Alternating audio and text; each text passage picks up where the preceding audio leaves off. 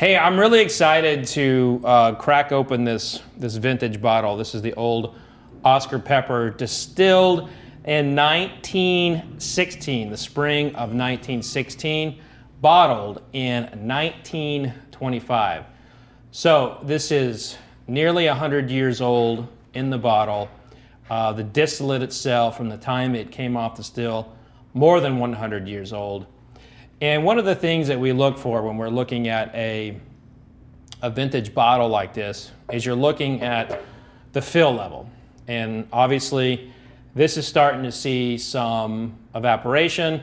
The label has been deteriorating. So while this is still very much safe to drink, it has checked out. This is a legit bottle that was in circulation in the 1920s. It's time to open it.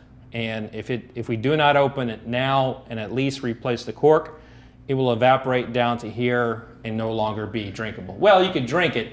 It would just taste like you're licking a fence pole that's been sitting out and a cat peed on it or something. It ain't going to taste good. So it's a very delicate process opening these old bottles, because what happens is that cork can be really mushy, the cork can be really dry, and there are a lot of tools that you can buy in various places that'll be like prong. You can stick it in there and twist it around, and you can pop the cork out. But I am a little bit old-fashioned in that I like to use like an old pocket knife. My favorite thing to use is these curved style knives that you can find on a corkscrew like this, or what I like to call a wine key. Now this is a really, really nice one. So you can, if you feel like you can get in there with the corkscrew, go for it.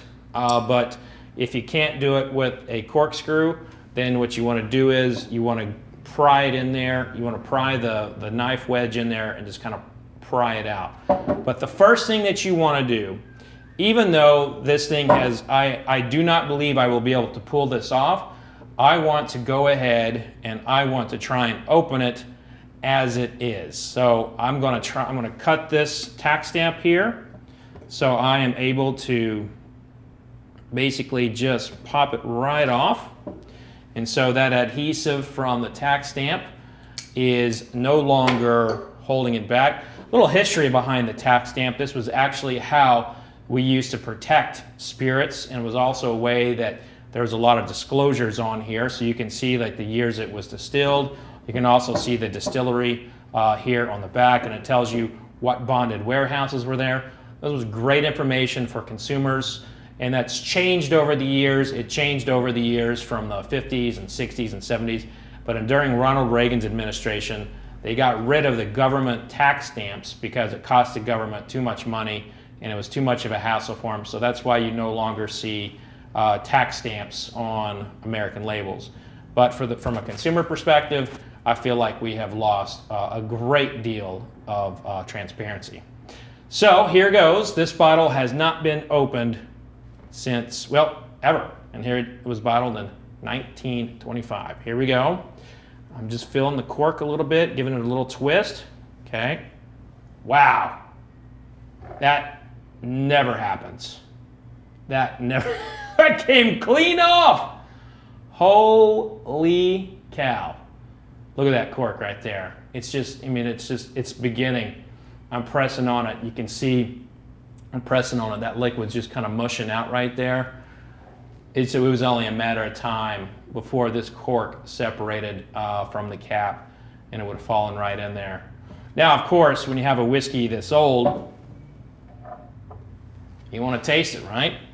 Well, the thing about old whiskey is you want to let it sit for a little bit. It's the first time this whiskey has touched oxygen since 1925, when distillers pulled it out of a barrel and bottled it here. This went into circulation for medicinal purposes. So during Prohibition, at this time in 1925, if you were to go to your doctor, you were sick, you had a stubbed toe, or you had some kind of weird fungus on your face, the doctor would prescribe you whiskey. And this right here would have helped a lot of people get through a tough time during Prohibition too. But the thing about old whiskey, they made it differently back then. Well, they made it similar to today, but it was different grains. This was prior to GMO grains, first growth wood. The water would not have been, most likely would not have been treated like it is today. So there's all these kind of like natural processes that would go into this. This was also before the age of computers. So what we are tasting here would have been completely, absolutely dictated by humans. And I like to let this stuff sit for a little bit because it airs out. First time it's touching oxygen, but I'm going to taste it here because it's very difficult to pour something, set it in my face in front of me and not taste it. So look at this right here. So I'm just swirling it around. Wow. Wow, that smells like coconut. So obviously, just by smelling it, this whiskey has not turned. There's no off notes like turpentine. There's no like dead cat notes or anything like that in here. It smells like, in a lot of ways, it smells like a modern bourbon would today. And this brand in particular is very special to me because my oldest son is named Oscar. I was actually going to hold this bottle for him when he turned 21 and we were going to sip it together. Unfortunately, it started turning. And so I thought to myself, well, I need to crack it open. So here we are. So the notes on it, cherry cola, coconut, little cocoa, some leather, lots of leather actually, and then like a citrus. Now I'm going to taste.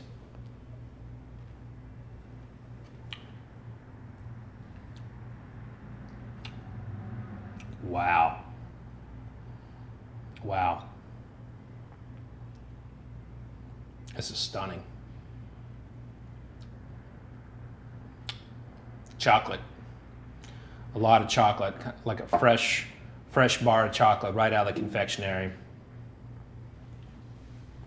French toast, maple syrup, almonds, like an almond joy kind of layered in there with the coconut and the chocolate.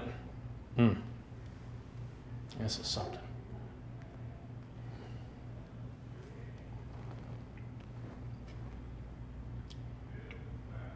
Nearly 100 years old in the bottle. More than 100 years ago it was distilled, and now it's meeting my palate. Absolutely beautiful. It's finishing long and strong, just absolutely beautiful. Wow. This thing did well, and I still can't believe that cork is still intact, but didn't have much long to go. I'm glad I sipped it today. Hey, thanks for tuning in, everybody. Be safe out there. As this thing still finishes on my palate, just let me say, it's important that you all remember that vodka sucks unless it's being used for hand sanitizer. Cheers, everybody.